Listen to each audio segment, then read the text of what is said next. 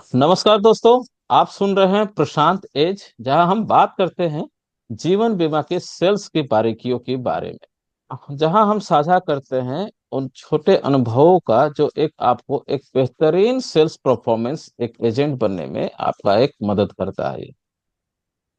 आज का एपिसोड काफी आज का ये मेरे पॉडकास्ट का फर्स्ट एपिसोड है, जहां पर काफी खास एक मेहमान हमारे साथ एक उपलब्ध हैं, मिस्टर गिरीश ओसवाल। उनके बारे में बता दूं, वो खुद तो एक एमडीआरटी एडवाइजर है, साथ में 1500 से ज्यादा एजेंट्स के टीम को लीड करते हैं।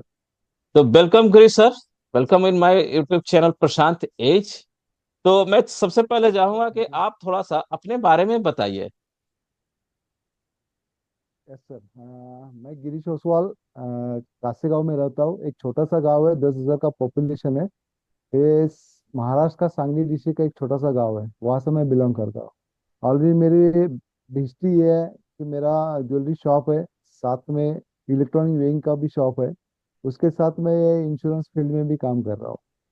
तो ये एक्चुअली 48 ईयर्स से बिजनेस है, जो कि पिताजी रन करते थे। और पिताजी के साथ 5 साल के बाद 5 साल पहले मैंने ये इंडस्ट्री ज्वाइन कर दिया है। इसके पहला ये इंश्योरेंस इंडस्ट्री मेरे लिए 36 का आंकड़ा था।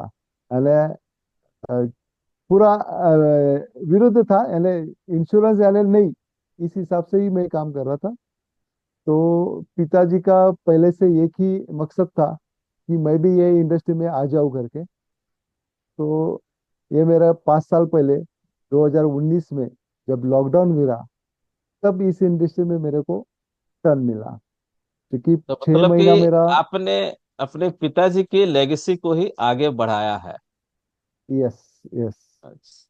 तो आप जैसे पिताजी को अभी लेगेसी बता का रहे आगे। थे गिरीश, गिरीश सर, आप अभी जैसे बता रहे थे कि शुरू में मैं नहीं नहीं आना चाह रहा था इंडस्ट्री में, बट पिताजी की अपेक्षा थी कि यस, आप इंडस्ट्री को आगे बढ़ाए। तो ऐसा क्या था कि आप राइट। इंश्योरेंस इंडस्ट्री में नहीं आना चाह रहे थे? ऐसा ये था कि जब भी पिताजी के साथ मैं जाता था, मेरे को हर टाइम पिताजी साथ में लेके जाते थे। 1997 से तो मार्च महीना रहता तो टूर रहता था, तो हर टाइम मैं उनको बोलता था कि मैं नहीं आऊँगा साथ में, आप ड्राइवर लेके जाइए। तो वो नहीं बोलते थे कि मेरे को ही साथ में जाना, मेरे को ही आना है साथ में। तो उनके साथ जब भी मैं जाता था, तो जब क्लाइंट को मिलने जाते थे, मैं खुद देखता था क्लाइंट शॉप में बैठा है, लेकिन जब गाड़ी पार्क करके हम वापस शॉप में आते थे, तब तक वो क्लाइंट वहां से निकल गया होता था। तो उस पे क्लाइंट के जो बच्चे या दुकान में जो भी रहते, तो वो बोलते थे वो गाँव गए करके। लेकिन खुद सामने देखा है मैंने, ऐसे कई बार होता था। और जब भी कॉल करते थे, तो 10 कॉल किया तो 10 में ना भी आता था। तो मार्च महीने में पूरा 100 कॉल करते थे पिताजी, तो 100 कॉल में 5 या 6 क्लोजिंग होते थे। तो मैं हर टाइम पिताजी को बोलता था कि इतने जन के पास अपन जाने का और काम करने का, और उसमें कितना क्लोजिंग आता है, 5 या 6 टका आता है। तो ये काम क्यों करने का, अपना शॉप है वही हम संभालेंगे। इस हिसाब से वो मेरे दिमाग में वो कभी बैठा ही नहीं। तो वो उनका बिजनेस करते थे और साथ में मेरे को लेके जाते थे, बस यही। तो मतलब आपके पिताजी ने शुरू से ही आपका ट्रेनिंग शुरू कर दी है, शुरुआत से ही आपका ट्रेनिंग यस, शुरू कर दिया था। Yes, yes. तो सर मैं ये जानना चाहूंगा कि आप जैसे बता रहे थे कि शुरू में मैं नहीं आ जाता हूँ, और बट आप अभी एक एमडीआरटी एजेंट हो, और जहां तक मुझे पता होगा आप मल्टीपल कंपनी में शायद आपके पास दो कोड है, यस परिवार का और किसी के नाम पर, तो मल्टीपल आप कंपनी में एमडीआरटी सर, हो। तो आपका और सा राइट। कौन सा चीजें सबसे बड़ी प्रेरणा आपको मिला, एमडीआरटी क्यों बने आप? कब बने पहली बार आप एमडीआरटी कब बने आप? एमडीआरटी पहली बार मैं 2023 में बना। तो 2000 इसका 2019 में ये इंडस्ट्री में मैं ज्वाइन हो गया था। तो एज अ हेल्थ प्लानर करके मैं ज्वाइन हुआ था इस इंडस्ट्री में। तो जब मैंने हेल्थ का कोड लिया था, तो पिताजी बोलते थे कि है वो तू काम नहीं करता एलआईसी का, तो लाइफ का काम नहीं करता, तो ये और एडिशनल तू क्यों ले रहा है, तेरे से होगा क्या। तो एक उनको दिखाना था कि मैं ये कर सकता हूँ। तो उस हिसाब से मैंने वो किया था, और उसी टाइम लॉकडाउन गिर गया। और लॉकडाउन में 6 महीना मेरा शॉप बंद था। तो घर में बैठे बैठे क्या करना, तो कॉलिंग पे क्लोजिंग करता गया। और वो 6 महीने के अंदर लगभग 75 पॉलिसीज मैंने हेल्थ में किया था। तो वहां से मेरा ये जर्नी स्टार्ट हो गया था। और 2000 वही 2019 में मेरा एलआईसी के जो डीओ थे, जो पिताजी के डीओ थे, उन्होंने मेरा भी कोड निकाल दिया। तो वो कोड निकालने के बाद एक कोड एक डीओ के पास था और दूसरा दूसरे डीओ के पास था, तो दो जगह पे दो कोड थे। तो उसी दरमियान 2022 रहेगा, 2022 के एंड था, मार्च में एक बड़ा लॉगिन किया था। 5.5 लाख के आसपास प्रीमियम था। तो मैंने डिवाइड किया था, 2.5 लाख 2.5 लाख दो डीओ के पास किया था। तो एक डीओ ने मेरे को ये बोला कि ये दोनों पॉलिसी अगर तू मेरे साथ करता मेरे पास, तो ये पॉलिसी में 3 मिनट में पास कर देता। तो मैंने उनको बोल दिया कि सर, मैंने आपको जब भी ज्वाइन किया तब वो यही बोला था कि जो भी काम करूंगा वो आधा आधा मैं दे दूंगा, आपके पास आधा रहेगा आधा। तो उस टाइम उन्होंने मेरे को ऐसा झटका दिया कि उनके हाथ में पेपर थे, उन्होंने पेपर ऐसे फेंक दिए मेरे, तो मेरे को बोल दिया कि ऐसा एजेंट मेरे को नहीं चाहिए। तो उसी दिन उनको बोल दिया था, ठीक है सर, इसके आगे मैं आपके पास नहीं आऊंगा और आप मेरे पास नहीं आएंगे। उसके बाद मैंने टाटा का कोड लिया था, और वो कोड जब लिया तब जिनके पास लिया उनको मैंने बोला था कि ये आने वाले 6 महीने के अंदर मैं एमडीआरटी हूंगा। तो मेरा कोड 27/5/2023 को आया। उसके बाद पहला लॉगिन हो गया, करीबन 30 जून के आसपास हो गया था। और वो क्लाइंट जिसका लॉगिन किया था उसी टाइम उसको काविड हो गया। उसमें 2 महीने चले गए, क्लाइंट को लोडिंग हो गया, बैठ गया, तो 2,05,000 प्रीमियम था उसका, 289 प्रीमियम हो गया। तो वो क्लाइंट करने के लिए तैयार नहीं था, तो पूरा दिन एक दिन उसके पास गला के 30/9 को उसका पेमेंट भर के वो पॉलिसी वापस लॉग इन किया था। तो वो मेरा पहला पॉलिसी था। और उसके बाद मेरे पास 3 महीने थे, और 3 महीने में मेरे को एमडीआरटी करना था। उसके बाद घर में शादी भी थी, तो उस चक्कर में काम नहीं हुआ। सितंबर अक्टूबर में 2-3 पॉलिसी लॉग इन हो गया। 8 दिसंबर को घर में शादी था। तो जिनके पास कोड निकाला था वो हर टाइम कॉल करते थे, सर आपने एमडीआरटी बोला, तो मैं उनको एक ही बताता, सर 31 दिसंबर को मेरा एमडीआरटी होगा। 24 तारीख आ गया, 4 लाख ही काम था, मेरे को 28 लाख पूरा बाकी था। तो उस दिन उनका कॉल आ गया कि सर आपको 2 लाख करना है, एक आपका फॉरेन टिकट। सर मेरे को 2 लाख नहीं करना, मेरे को एमडीआरटी करना। तो वो बोले तुम एमडीआरटी कर लो, लेकिन आज ये 2 लाख रुपए लॉग इन कर दो, तो एक आपका फॉरेन ट्रिप हो जाएगा। तो उस दिन मैं क्लाइंट के पास गया और 2 लाख का क्लोजिंग किया, और वो पहला मेरा फॉरेन ट्रिप टाटा एआई में हुआ था। इसके पहले मेरा लाइफ में हुआ, सॉरी हेल्थ में फॉरेन ट्रिप क्वालिफाई किए थे, लेकिन लाइफ में ये पहला ही था। और लास्ट के 6 दिन में मैंने करीबन 27 लाख का लॉग इन किया था, और मैं कराड़ ब्रांच का पहला टाटा एआई का एमडीआरटी हुआ था। तो करीबन मेरे 3 महीने में वो मेरा पहला एमडीआरटी था। और वो लास्ट के जिस 6 दिन में जो 27 लाख लॉग इन किया था, उसमें 17 पॉलिसी में वो क्लोज किया था मैंने। तो टोटल एमडीआरटी मेरा 23 पॉलिसी में पहला हो गया था। तो तो मेरा पहला आपके एमडीआरटी डीओ था। ने आपको हर्ट किया और उसको अपने दिल में यस। लेके टाटा के साथ, आप एलआईसी के साथ छोड़ के आपने टाटा के साथ एसोसिएशन टाटा का। किया, और वहां यस। पर आपने इसको चैलेंज लेकर एमडीआरटी किया एमडीआरटी किया। 2022 में। सही कह रहा हूं मैं? 2023 में। 2023 में। 2023 में। सही और में। आपने ये भी चर्चा किया कि लॉकडाउन हुआ तो सब लोग बैठे, बस उस लॉकडाउन के दौरान आपके चूंकि शॉप ये बंद थे, इसलिए आपने लोगों को कॉलिंग करना शुरू किया, तो ये आपका लॉकडाउन एक टर्निंग पॉइंट के रूप में आपका उभरा। टर्निंग पॉइंट है, राइट। हाँ। तो वो काफी मेरे लिए अच्छा बहुत जर्नी बड़ा रहा टर्निंग सर पॉइंट था। आपका। यस। तो जैसे आपने एमडीआरटी तो ठान लिया, ठीक है, तो रास्ता तो सुगम नहीं होगा, क्योंकि एक इंश्योरेंस एक ऐसा सेक्टर है जहाँ पर हाईली रिजेक्शन मिलते हैं। जैसे आपने शुरुआत में ही कहा यस। कि कस्टमर शॉप पर आप पिताजी के साथ जाते थे, तो कस्टमर अपने शॉप पर बैठे रहते थे, बट स्टाफ से बोल देते थे कि बता दो यार शहर में नहीं है, ऐसा नहीं है। ये राइट। सिचुएशन फिर से आए होंगे जब ने अपने एमडीआरटी टाले हाँ। खाना करने के लिए। इसको यस। आप कैसे हैंडल करते हो सर? इस चीज को आप कैसे देखते हो? तो ऐसी सिचुएशन मेरे साथ भी हुई थी। तो जब भी जो टाटा का कोड निकाला था, उसके बाद कंटिन्यूसली मेरा रोज का एक दो कॉलिंग होता था। और मैं लिख के रखता था कि किसके पास मैंने कितना पिच किया है प्रीमियम का, और किन्होंने बोल दिया कि 2 महीने के बाद 3 महीने के बाद।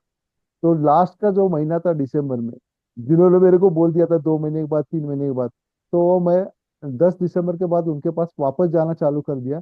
और जैसा उनके पास जाता था, बैठ के वहां पे क्लोजिंग करके ही वहां से लगभग मैं उठता था। तो वो भी है कि फॉलोअप कंटिन्यू था मेरा 6 महीने। जिनके जिनके पास मैंने कॉल किया था उनको पिच किया था, पिच करने के बाद अभी नहीं, 2 महीने के बाद, तो 2 महीने के बाद वापस उनको कॉलिंग किया था। उसी हिसाब से वो करता गया और होता गया ऐसा।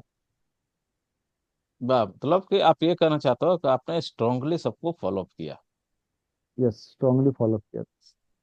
तो अगला सर मेरा प्रश्न एमडीआरटी से रिलेटेड होगा कि एमडीआरटी बनना हर एजेंट का सपना होता है। तो आपके यस। अनुसार एमडीआरटी बनने के लिए सबसे जरूरी जो हैबिट होती है, जो आदत होती है, वो क्या होगी? वो कौन सा रणनीति एमडीआरडी होगा? के लिए सब एमडीआरडी के लिए सबके लिए तो मैं यही कहूंगा कि डेली आप 1 से 3 कॉल करना जरूरी है। उसके पास प्रॉस्पेक्ट लिस्ट भी चाहिए। और प्रॉस्पेक्ट भी ऐसा चाहिए आपके पास, अगर 100 आपके पास प्रॉस्पेक्ट भी रहे, तो उसमें के लाख रुपया प्रीमियम देने वाले कितने हैं, 50,000 रुपये प्रीमियम देने वाले कितने हैं, और 25,000 प्रीमियम देने वाले कितने हैं, उनका आप शॉर्टलिस्ट करेंगे। आपका एमडीआरटी का जर्नी किस लेवल पे जा सकता है वो आप सोच सकते हैं। तो और डेली आप फॉलोअप रखेंगे। डेली नए 3 लोग कॉल करना है आपको, यानी F to F, सामने बैठ के आपको कॉल करना है। अगर आपके पास प्रॉस्पेक्ट लिस्ट है, सुबह 10 लोगों को कॉल कीजिए, उसमें से 2 या 3 को अपॉइंटमेंट लीजिए और उनके साथ कॉल करिए। ये अगर आप कंटिन्यूस करेंगे तो एमडीआरटी आपके लिए बहुत आसान चीज तो आप जो मंत्र बता रहे हैं, जहां तक मैं समझ पाया हूँ, कि आपका ये कहना है कि 10 लोगों से बात करके आप 3-4 अपॉइंटमेंट लें, दिन का कम से कम 3 फेस टू फेस मीटिंग होना चाहिए। सही कह रहा हूँ है। मैं सर? राइट। सही सही सही। ये- यस। तो आप जैसे कहा कि आपके प्रोस्पेक्ट के लिस्ट में होना चाहिए कि 2 लाख के प्रीमियम कौन देने वाले हैं, 1 लाख के लिए कौन, सबका अलग करता है। तो इसी से रिलेटेड राइट। मेरा एक अगला प्रश्न है कि जब आप हाई वॉल्यूम पॉलिसी भेजते हैं, हाई वॉल्यूम का, बड़े टिकट साइज के, तो उसमें सबसे आपका क्या रणनीति क्या होता है, ये थोड़ा आप जानना चाहेंगे? लगभग मेरा जो क्लाइंट बेस है वो बिजनेसमैन रहता है और इंडस्ट्रियल, जिनका आईटीआर रहता है। तो उनका मैं टाटा का टर्म प्लान जो है, परम रक्षक प्रो लाइफ प्लस आज का है, वो मैं पिच करता हूँ उनको। तो उसमें हाई टिकट साइज भी मिल जाता है। उनका आईटीआर के हिसाब से उनको क्या पॉसिबिलिटी दे सकते हैं अपन, जो मैक्सिमम दे सकते हैं वो, उस हिसाब से उनको पिचिंग करते हैं अपन। तो वो तो बड़ा टिकट उसके उसमें मिल जाता है। तो उसके लिए आपने कुछ बिजनेसमैन, बिजनेस क्लास, ऐसे बिजनेस क्लास का ग्रुप को आपने पकड़ा है जिनका आईटीआर काफी स्ट्रांग है, जहां से आप हाई टिकट स्ट्रॉन्ग ये रहता करते हैं, है। और यस। उनमें यस। ज्यादातर आप टर्म प्लान ये करते हो। तो क्या उनको टर्म फिर से प्लान। रीसेल भी करते हो, दूसरा पॉलिसी एक टर्म प्लान देने के बाद उसके पास आपके यस। रिलेशनशिप बन जाते हैं, ऐसा करके? यस, करते हैं। उनके पास रीसेल भी करते हैं। उनके घर में फैमिली रहता है, बच्चों के लिए अलग से चाइल्ड पॉलिसी दे देते हैं। मिसेस रहते हैं उनके लिए देते हैं। उनके पिताजी रहते हैं तो उनको पेंशन प्लान भी अपन पिच करते हैं। तो वो भी क्लोजिंग होता है। और जिनको क्लोजिंग करते हैं उनके पास से 3 रेफरल लेके ही अपन वहां से उठते हैं। तो वो तो रेफरल सर, भी अपने पास एज अ प्रोस्पेक्ट भी हो जाता है। अच्छा, तो मतलब आप क्लोजिंग के साथ साथ वहां से रेफरेंस में तुरंत ही उठाते रेफरल भी हो, लेते हैं। यस। रेफरेंस भी ले लेते हो।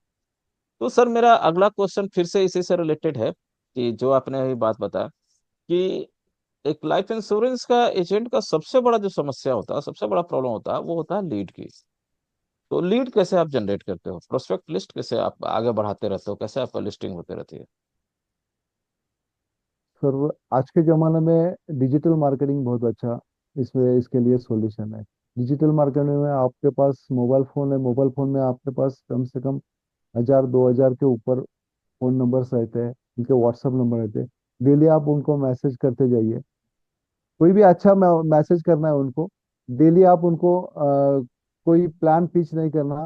गुड मॉर्निंग का मैसेज, उनका बर्थडे है, बर्थडे विश करो, जो भी है। डेली मैसेज उनको जाना चाहिए और आपका उनका ध्यान आपके पास रहना चाहिए कि एक कुछ तो कर रहा है।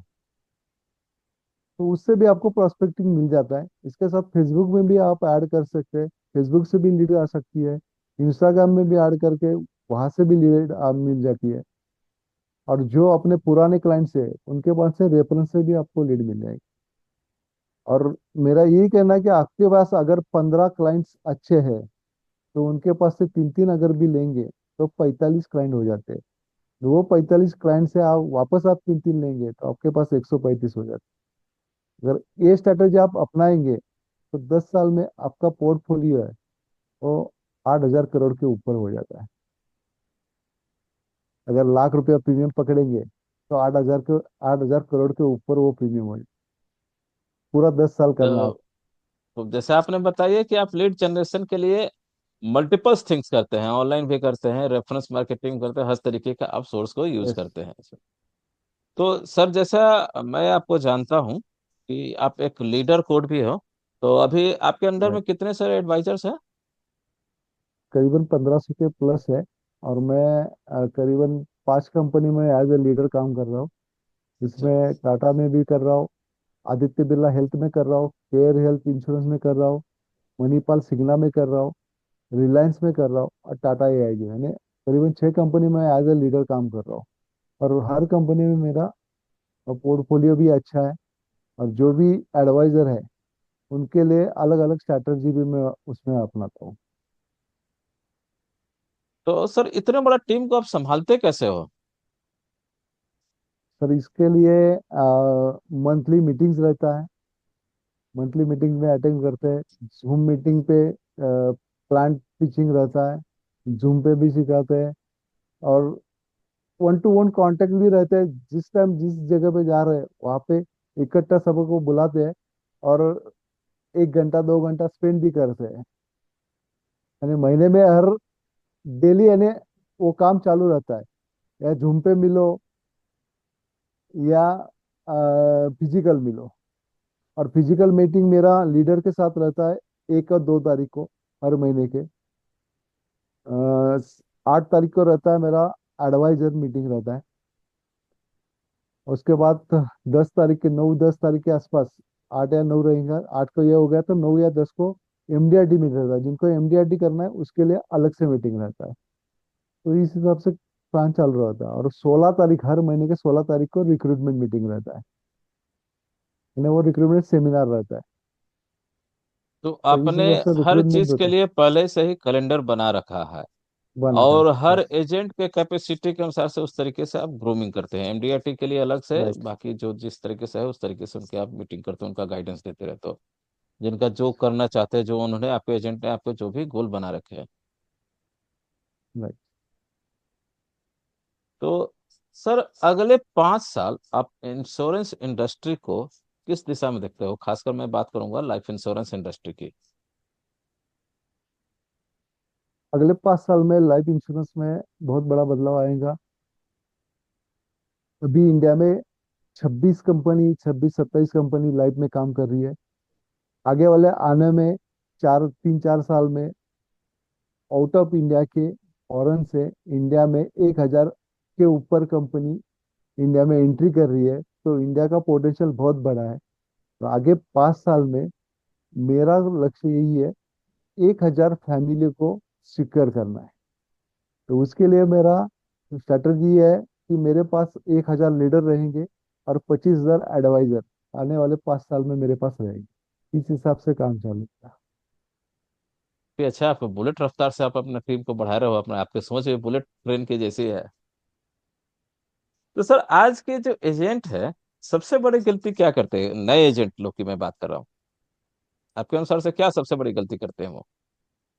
नए एजेंट क्या करते हैं, एक 10 कॉल किए 15 कॉल किए, अगर वहां से ना आया, कुछ क्लोजिंग नहीं हुआ, तो वो एक काम छोड़ने के लिए मजबूर हो जाता है। और 100% होने वाला है। तो और एक बार क्लोजिंग हो गया और उनके अकाउंट में पैसा आ गया तो वो अपने आप उसमें घुस जाते हैं और काम चालू कर देते हैं। यानी कि जो नए एजेंट है, वो शुरुआत के 10-15 कॉल करने पर भी कोई क्लोज नहीं हो तो उनको हताश नहीं होना है, आगे की ओर नहीं बढ़ते जाना होना, है। बढ़ते जाना है। राइट। सर, एक लास्ट है कि हमारे जो व्यूवर्स हैं, हमारे जो दर्शक हैं, उनके लिए कोई मैसेज आप देना चाहेंगे? दर्शकों के लिए मैसेज यही रहेगा कि आप अपनी फैमिली सिक्योर करो। और साथ में अगर आपको पॉसिबल है तो ये इंडस्ट्री में आ जाओ। आपका सेकंड इनकम इसमें जनरेट करो। आपका खुद का जो भी चालू है वो चालू रखते रखते इसमें भी आप काम कर सकते हैं और आपका एक्स्ट्रा अर्निंग भी कर सकते हैं।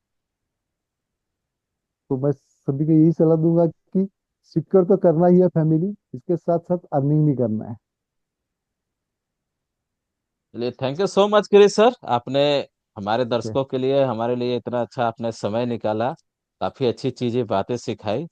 फिर आगे से आगे फिर कभी आपको समय आप देंगे तो आगे इनके बारीकी को और हम लोग समझना चाहेंगे। तो दर्शकों, आ- ये थे हमारे गिरीश सर, जिन्होंने आपको अपने जीवन के बारे में इन्होंने बताया किस तरीके से किया। अगर ये पॉडकास्ट आपको अच्छा लगा तो प्लीज इसको शेयर करें, और गिरीश सर के लिए कमेंट्स करें, more power to MPT Girish sir, more power to Girish sir, comments करके आप जरूर लिखें। और दूसरे जो भी एजेंट बंधु हैं, उनके साथ आप जरूर शेयर करें। Thank you so much. Thank you so much sir. Thank you sir.